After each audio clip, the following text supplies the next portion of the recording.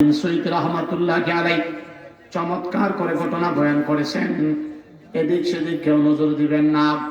আমার নবী মায়ের নবী যখন মক্কা থেকে হিজরত করে মদিনায় গেছেন, মদিনার মানুষেরা আমার নবীরে পাইয়া যেন আসমানের তারা পেয়ে গেছে। 24 ঘন্টা নবী নবী নবী নবী নবী নবী। আমার নবীরে তারা পাইয়া খুশি, তারাও আমার নবীরে পাইয়া খুশি। মাঝখান দিয়ে আমার আল্লাহ কি গোটাইতে চাইতেছেন শুনেন শুনেন শুনেন। আমার নবী মদিনাতে যাওয়ার মাত্র কিছুদিনের মাথায় দুর্ভিক্ষ দেখা দিল। সাহাবায়ে কেরামের ঘরের চুলায় আগুন জ্বলে না।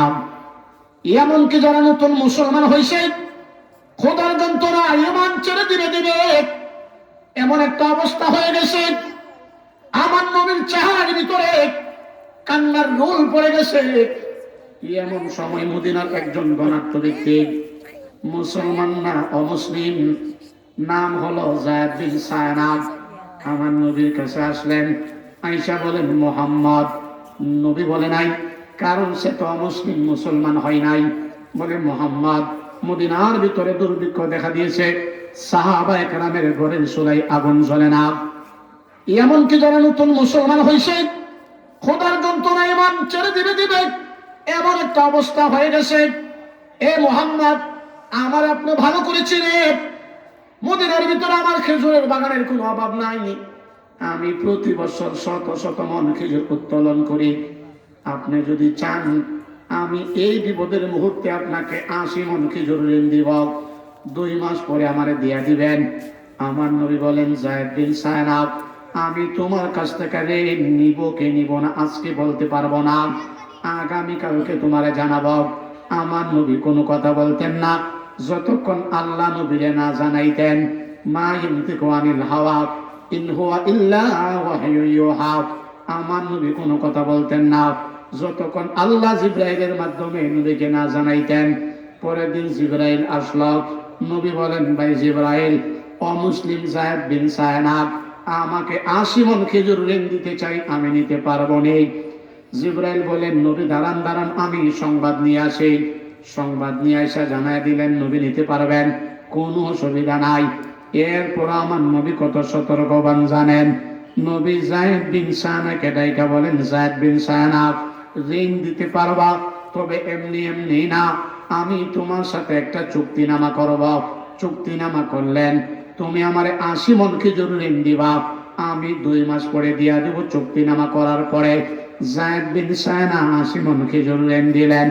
নবী সাহাবায়ে কেরামের মাঝে খেজুরগুলি বন্টন করে দিলেন। সাহাবারা খেজুর পায়া চেহারার ভিতরে আনন্দ উৎপন্ন। আমার নবীও খুশি, সাহাবায়ে কেরামও খুশি। দিন যাইতেছেন, রাত পোহাইতেছেন। মাত্র 3-4 দিনের মাথায় আমার নবী মসজিদে নববীর ভিতরে সাহাবায়ে কেরামদেরকে নিয়ে বয়ান করতেছেন। সাহাবারা শুনতেছেন। বয়ান করা যখন কমপ্লিট হয়ে গেছে, এমন সময় আমার নবী বলেন, সাহাবারা রে, তোমরা যার যার বাড়ি ঘরে চলে যাও। সবাই চলে যাইতেছেন। আমার নবী এখনো মসজিদ থেকে কমপ্লিট বের হয় নাই। নবীর একটা পা মসজিদের ভিতরে আর একটা পা মসজিদের বাহিরে। এমন সময় যায়েদ বিন সায়না রাগান্বিত হইয়া সাহাবায়ে কেরামের সামনে আমার নবীর পাঞ্জাবির কলারটার ভিতরে এইভাবে দইরা বলেন, মুহাম্মদ, তুমি কি আমার ঋণ দিবা না? আপনার আমার আলোচনা বুঝে থাকলে বলেন, যায়েদ বিন সায়নার সাথে আমার নবীর চুক্তিনামা ছিল কয় মাসের? 2 মাস। আর জোরে বলেন, কয় মাসের? 2 মাসের। কিন্তু মাত্র 3-4 দিনের মাথায় চুক্তিনামা ভঙ্গ করে সাহাবায়ে কেরামের সামনে আমার নবীর পাঞ্জাবির কলারের ভিতরে যখন ধরলেন, এই মজলিসের ভিতরে ছিলেন ফারুকে আজম। ওমরে ফারুক বলেন, যায়েদ বিন সায়না, আমার নবী যদি মজলিসের ভিতরে না থাকতো, আমি তোর গর্দান থেকে মাথা আলাদা করে দিতাম। যেই মাত্র আমার নবীর সামনে ওমর এই কথা বলছেন, আমার নবী একটু রাগ করলেন। আরে ওমর, উনি পাওনাদার, চাইতেই পারে, তুমি রাগ করলা কেন? সুবহানাল্লাহ সুবহানাল্লাহ। আরে একটু চিন্তা করছেন কেমন নবীর উম্মত? যেই মাত্র আমার নবী রাগ করলেন, আগুনের ভিতরে পানি ঢাললেন, আগুন যেমন ঠান্ডা হয়ে যায়, ওমর ঠান্ডা হয়ে গেলেন, আর কোনো কথা বললেন না। আমার নবী তখন আলীকে ডাইকা বলেন, আলী, রাষ্ট্রীয় কোষাগার বাইতুল মালের ভিতরে কিচ্ছু আসেনি, হযরত আলী বলেন, নবী আমার রাষ্ট্রীয় কোষাগার বাইতুল মালের ভিতরে 3 মাসের ভিতরে কিচ্ছু জমা হয় নাই, তবে আলহামদুলিল্লাহ আজকে জোহরের নামাজের আগে রাষ্ট্রীয় কোষাগার বাইতুল মালের ভিতরে এসা 300 মণ খেজুর জমা হয়েছেন। সুবহানাল্লাহ, সুবহানাল্লাহ। আমার নবী বলেন, আলী রে, এ আমার সাহাবী আলী, যায়েদ বিন সাহাবাকে রাষ্ট্রীয় কোষাগার বাইতুল মাল থেকে 80 মণ খেজুর দিয়ে দাও, আরো 5 মণ বেশি দিবা, কারণ উমর তার সাথে রাগ করছে। হযরত আলী যায়েদ বিন সাহাবাকে নিয়ে রাষ্ট্রীয় কোষাগার বাইতুল মাল থেকে 1 মণ 2 মণ 3 মণ করতে করতে যেই মাত্র 80 মণ দিয়া দিলেন, 81 মণ খেজুরের বস্তাটা হাতে নিলেন, খেজুর ঢুকাবেন। এমন সময় যায়েদ বিন সাহাবা বলেন, আলী আর দিতে হবে না, আর দিতে হবে না। উমর বলেন, কেন দিতে হবে না? নবী বলছে তোরে কম দিব না, 85 মণ দিব। যায়েদ বিন সাহাবা বলেন, উমর তুমি আমার সাথে বারবার রাগ করতেছ, তুমি কি আমারে চিনো না? চিনি রে, তোর চাইতে বেয়াদবে দুশমন রাসূল এই পৃথিবীতে আর কেউ নাই। যায়েদ বিন সাহাবা বলেন, উমর শুধু কি এইটুকুই চিনো? আমার নবী কি আমার ব্যাপারে কিচ্ছু বলে নাই? হযরত ওমর বলেন, যায়েদ বিন সাহাবা, আমি আমার নবীর জবান থেকে তোর ব্যাপারে অনেক অনেক প্রশংসা শুনছি, কিন্তু তুই কাজটা করলি কি? যেই মাত্র এই কথা বলছে, যায়েদ বিন সাহাবা হাউমাউ করে কান্না আরম্ভ করছে। এর ওমর, তাহলে শুনো মূল ঘটনা, মূল হাকিকাত। বলে, কি ঘটনা? এ উমর শুনো, আমি এমন কেন করলাম? উমর রে, আমি তাওরাতের হাফেজ, ইনজিলের হাফেজ, জাবুরের হাফেজ।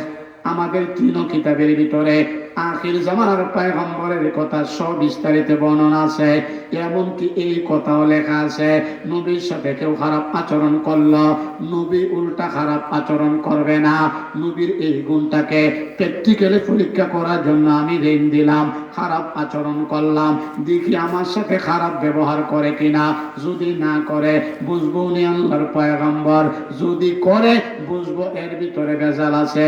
এর উমর, আমার পরীক্ষায় তোমাদের নবী 100-তে 100 নাম্বারে পাস করে ফেলেছে, আমি আর দেরি করতে চাই না, আমাকে নবীর দরবারে চলে যাও। হযরতে উমর যায়েদ বিন সাহানাকে নিয়ে আমার নবীর দরবারে যাইতেছেন। যেই মাত্র আমার নবীর চেহারা মোবারক দেখে ফেলছে, যায়েদ বিন সাহানা বাচ্চার মতো হাওমা কইরা কান্না আরম্ভ করছে।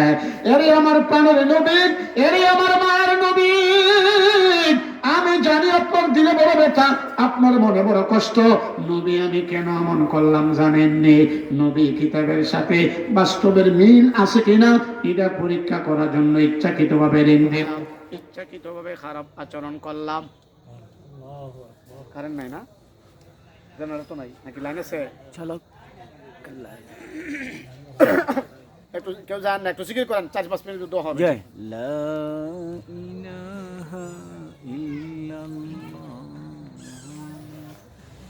ইলাহা ইল্লাল্লাহ।